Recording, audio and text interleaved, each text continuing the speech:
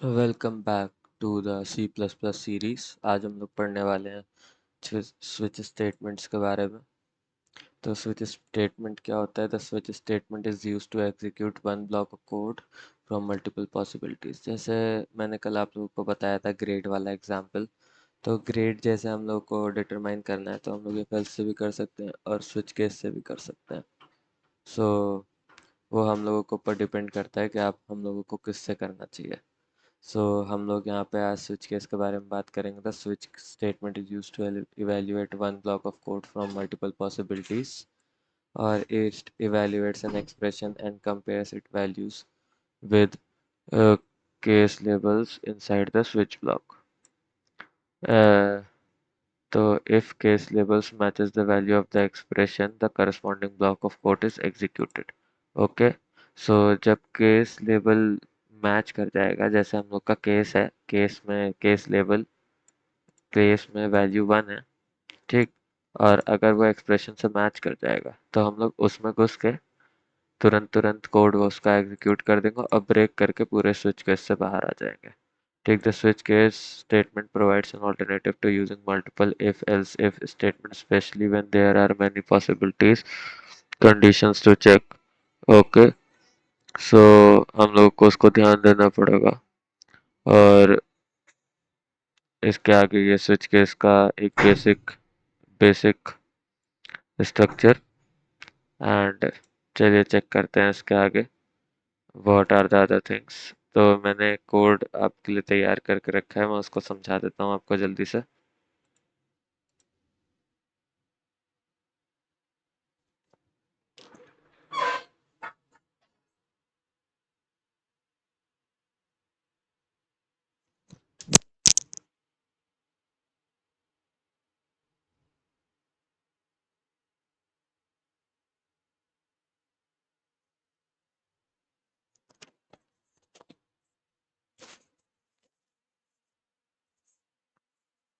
Sorry for the interruption guys.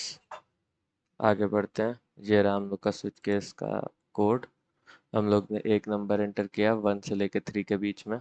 ठीक, तो हम लोग जो 1 से लेके 3 के बीच में ये एक नंबर एंटर कर रहे हैं, तो हम लोग इस नंबर को इस चॉइस वेरिएबल के अंदर एंटर कर रहे हैं। चॉइस वेरिएबल के अंदर एंटर कर दिया तो हम लोग यहाँ पे उसको एक्सप्रेशन में पास कर दे रहे हैं। एक्सप्रेशन आप लोगों ने देखा ही था। जब एक्सप्रेशन अब किसी केस से मैच करेगा तब लिखेगा ये choose an option, you choose option 1, you choose option 3, you choose option 2। और अगर कोई केस नहीं चला तो एक ही अपना डिफ़ॉल्ट केस होता है जो हर बार चलता ही चलता है। इट्स लाइक एन एल्स कि अगर कोई भी इफ नहीं चला तो एक ही एल्स चल जाएगा। तो ठीक है, मेरे को लगता है आप लोगों को कोड समझ में आ गया होगा। चलिए रन करते हैं कोड को। कोड को रन करने में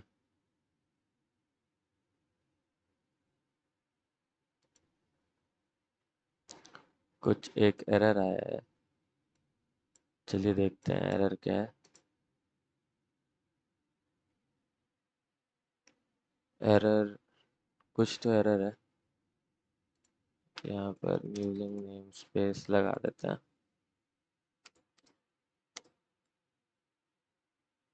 ठीक, इसको सेव कर देते हैं। इसको अब चला कर देखते हैं।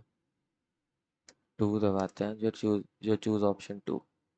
फिर एक बार और चलाते हैं। अब की बार ना इसमें 4 दबा देते हैं। इनवैलिड चॉइस, तो फोर्थ है ही नहीं।